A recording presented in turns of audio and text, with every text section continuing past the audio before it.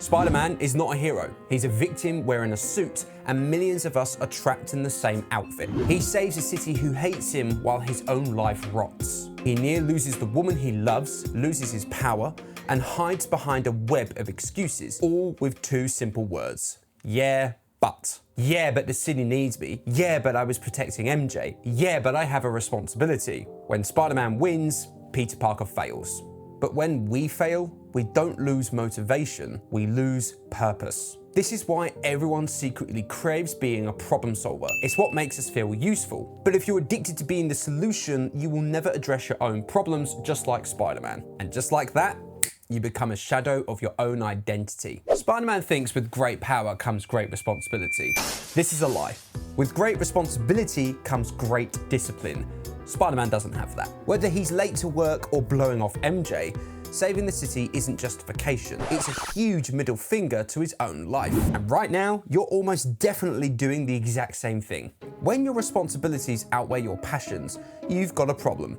Peter wanted a life in science. He worked hard. He finally got a date with MJ. Then a spider bit him and webbed all of those plans into the trash. So your draining job or that unexpected pregnancy, that's your spider.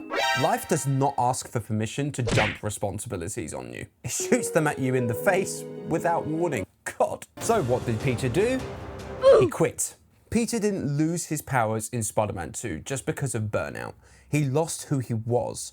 But then, right after ditching all of that responsibility, Peter had everything he wanted. He was on time for class, excelled in work, showed up to Mary Jane's play. Peter literally said to MJ, "Yeah, but I've changed." Even more so, there's one line that screams vulnerability more than you realize. Punch me, I bleed. This isn't a cry to be seen. He's openly admitting to himself that Spider-Man ruined Peter Parker. Everyone thinks responsibilities themselves are the issue, but when you're pushed to your brink and limits, responsibilities become liabilities rather than gifts. Even Venom understood this, and ironically, the symbiote was the best thing to happen to Spider-Man ever.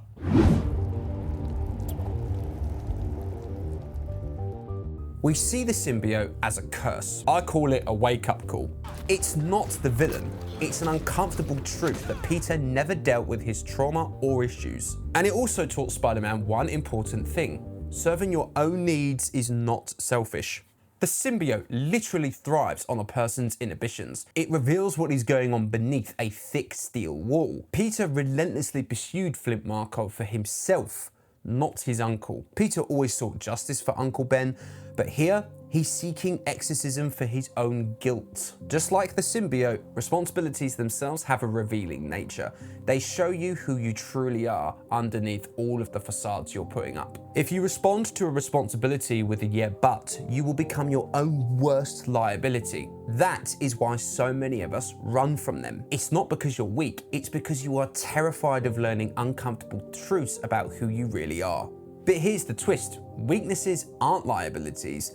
They are assets just waiting for you to give them attention. And Spider-Man, his weakness is MJ, and she was the ignition cable for the return of his powers. When Peter gave their relationship the attention it needed, suddenly he was back in full swing. Spider-Man did not fail New York. He failed his own promise. And that is exactly what needed to happen. Spider-Man is far from a perfect hero. He's almost killed criminals, blown off his lovers, and quit more than once. Each of those things, failures. And yet, he still gets up every day to protect New York. That is not redemption. That is self-actualization.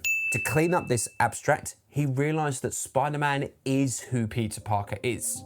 It's helping people, not seeking justice, but representing a community. That's why Peter received the key to the city after all. Peter realized in order to save everyone else, he needed to save himself. He needed to stop being a fixer and instead become a symbol of hope. The Amazing Spider-Man 2 put this best. Kinda like to think it gives people hope. Maybe eventually everything's gonna be all right. Yes, eventually. It's not a guaranteed fix, but it is a realistic expectation. Spider-Man isn't a quick fix. He's a lingering deterrent for criminals, but deterrents do not always work. The same way, solving other people's problems won't magically make your own disappear. But one day, something changed. Spider-Man realized one thing. He's not responsible for New York. He's responsible for its community. He made them feel safe, able to speak up when it mattered. Scenes where citizens are standing up to villains like the Green Goblin. This is where we learn something important about Spider-Man. Don't carry everyone else on your back. Ride the waves with them. That is what community is about. It's about coming together to face a greater threat. This is why you feel the world is against you. Your life rots as everyone else kicks back on the sunbed while you fix their problems. That's not a defense, it's an excuse. Nobody is invincible, and even MJ said it best. Everybody needs help sometimes, Peter. Even Spider-Man. For once, I'm actually going to agree with her here. If you're constantly believing that your good nature or catching more bees with honey is going to get you through the day, you're wrong. Sometimes the most powerful weapon isn't being kind. It's being selfish to serve your own needs first. Now, for clarity, nobody is saying that you need to be a bad person or treat people with disrespect. That is not what I'm saying. But if you can't look after you, how on earth can you look after anybody else? That's the key message, and that is what Spider-Man should really represent. Instead of trying to be a perfect individual who swoops in and saves the day without addressing his own needs, let's be honest, that's not realistic and it's very unsustainable. So don't be Spider-Man, be Peter Parker first. So if you enjoy this content, more is coming your way. Be sure to leave a like and a comment with your thoughts, and let me know if you've ever felt like Spider-Man in this situation before, or if you completely disagree with me. That's fine too.